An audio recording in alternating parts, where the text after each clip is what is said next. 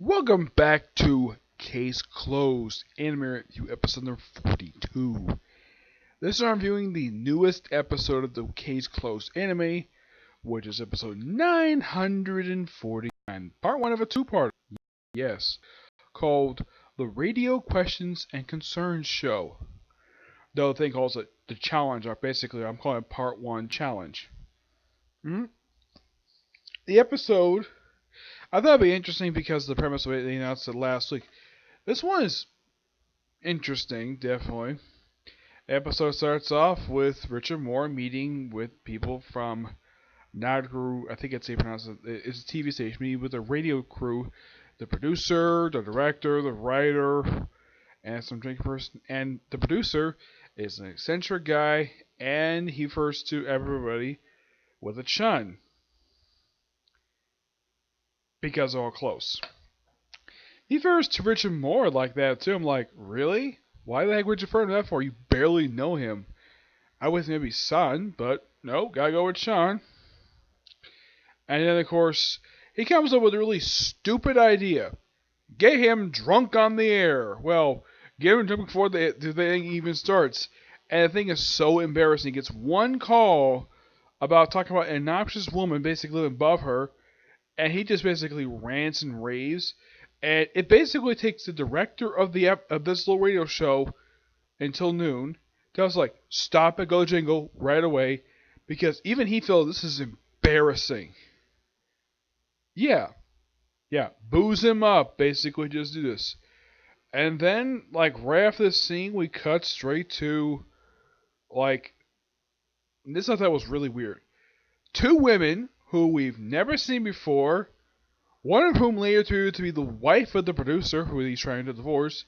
The other is her neighbor who lives above her, who was 38 years old, and from the look of the way the thing was shot, it looked like her hair was red.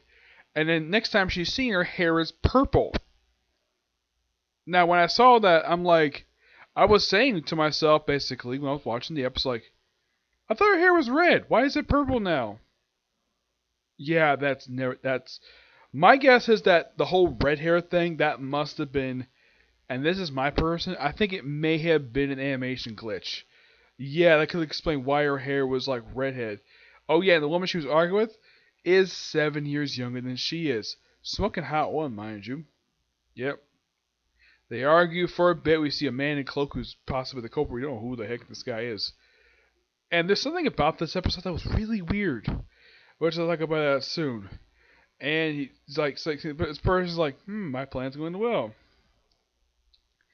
And then we cut to the next day, where the 31 woman has been murdered, been whacked in the head with a lead pipe, and this other woman who was seen arguing with her, I think it was Kamaja, I think her name is, where she was arguing with her, and of course, arguing her over what happened. Of course, McGuire, called Richard Moore to call him to come down as a witness for this particular thing. Even he's confused, like, why the heck am I even here?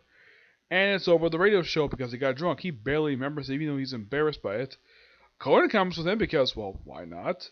As for why he didn't come with him beginning of the episode, that's never been explained. Though my personal theory is he may have been at school during that period of time. It's possible he may have been. I don't know. The episode doesn't say anything about it. They're like, oh, here's Conan, just sitting on Richard Moore's couch, playing with his phone. His smartphone, mind you, yes. He's by far the only child in the show to have, there's only like 2 children in the show who actually have a phone. I mean, none of the other junior detective league members actually have a phone. I mean, Hybara's got a phone, but not the other 3. Nope, none of them do, which is quite something. I think the reason why that Conan's allowed to get away with it because he's a smart kid, and he knows to use the phone really well. And even though he looks like a 7, even though he's actually 17, he's allowed to use the phone really well because he's really good, because he's smart. Yeah, and of course, well, they do an interrogation in a meeting room. They talk for a while. Of course, Conan gets smacked with just a little slap back in the head, not bopped like a lot of the time Richard Moore does whenever he thinks Conan's trying to interfere. But that was only once, and then after that, he brings up good points, and Richard Moore surprisingly agrees, though. Yeah. And then all of a sudden it's like, okay, They're told they can't meet in their room because another meeting has come up. Okay. Takagi's in the episode. Apparently, he took to get fingerprints checked on this CD that this woman sent, basically the radio show, and the fingerprints are the producer. And apparently, he was the one who left it in her mailbox somehow. And then they take an elevator up to the rooftop terrace. Yeah, basically, it's like a park on top of a building. I personally have seen this maybe once in real life, like in person. As far as I know, the only time I've seen this is in observation decks for certain buildings, like the Empire State Building has got something similar to this, but not something as grand. Yeah. And then pretty much like they talk for a while, and of course, well, they reveal possibly he may be the actual motive, and it turns out the woman who was accused of murdering the other woman, yeah, she has an alibi. She was bar hopping. Yep. Confirmed that she was drinking from 11 p.m. to 12 p.m. And apparently and of course he says about his alibi, of course suspecting murdering her. Apparently he drank the guy's while, went home, went to sleep. And apparently that wasn't valuable, so he just taken it away. Of course, Richard Morris basically asked to investigate this, despite that, because, and here's kind of the weird thing. The writer has this thing where she has a band-aid back of her neck and she's scratching at it. They don't reveal what the heck this is. I mean, heck, even I see this, like, this band-aid is seen constantly, because you see her back of her head a lot in this episode, which is quite unusual. And apparently the camera basically loves pointing at this particular thing. As for what the heck this is, I have no idea. Possibly we're going to reveal it in next week's episode. It's possible. And of course, taken away. Of course, she explains before taking away that apparently he helped her basically with her first. Basically, he's the one who got her career started. Yeah. Thanks to a script, thanks to radio drama. So she owes him a lot. Wants to say because he helped her. Okay. And then, of course, later on he's taken away. And then, of course, like, Richard Moore's like, oh, okay. Like, expecting to hit him. And he's like, I'm hungry. And then he walks very awkwardly.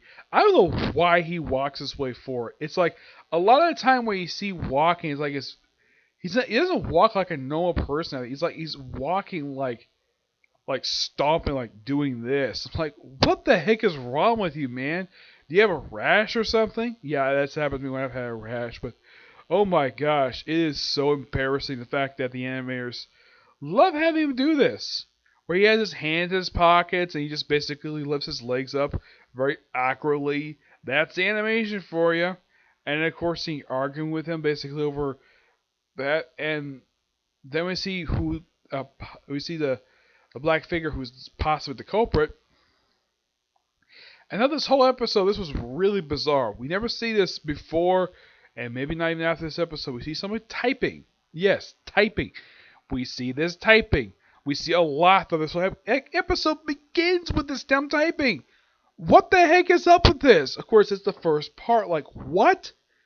Like, what? Like, if you watch the show since the beginning, you're like, what the heck is this? The show has never had this before, and I'm sure not going to have it again. Yeah. This episode was just bizarre, to say the least. Oh, yeah, and also, the producer, who calls Richmond Mori-chan, the whole episode, except for one scene, refers to as Mori's son for some reason. Yeah, he first ever as Chun. Of course, he doesn't know who the heck Conan is. Yeah, but then for this one scene, he just calls him Mori's son. Like, what? Yeah, like, watching this episode, I keep saying, what? What? Why the heck would you change that for? Why would you... Yeah, it's so bizarre. It's like this episode was put together a bit last minute. It's like they had the rush to get this one on the air really quickly. And of course, I looked up online. Apparently, the canon episodes are gonna resume. Yes, believe it or not, like 3 episodes after this one. Believe it or not. Yeah, 3 episodes after this one. We're finally gonna see a return to the canon episodes with episode 952. Yep, we're finally gonna see a return to the canon episodes, and it's gonna be an adaptation of the Bunny Club arc, which I'm looking forward to that. But yeah, odd episode. Yep, so that's it for this particular review. Now, I do have a few more videos. Hopefully, I might get time to do these videos anyways. Now, I'm doing the next OVA, which is OVA number 7. I'll do that next for the next episode. But then I'm doing something quite new. I'm not going to go straight back to the movies. I'm going to finish up the OVAs because by the time I finish up that particular OVA, which would be like the 4th one I've watched, I only have about 8 left. So, what I'm going to do is that for episode 43, I'm going to, actually 44, I'm going to cover the first 4 of the 8 remaining OVAs, and the next one, the last 4. And after that, I'll do the Case Closed film. And yes, Pandora Hearts will be my next show I'll start up. Yeah, as for what I'm going to do after Pandora Hearts, I already have a pretty good idea I'm going to do, but I'll announce that when I finish up watching the Pandora Hearts anime. Okay? But see you next few. Bye.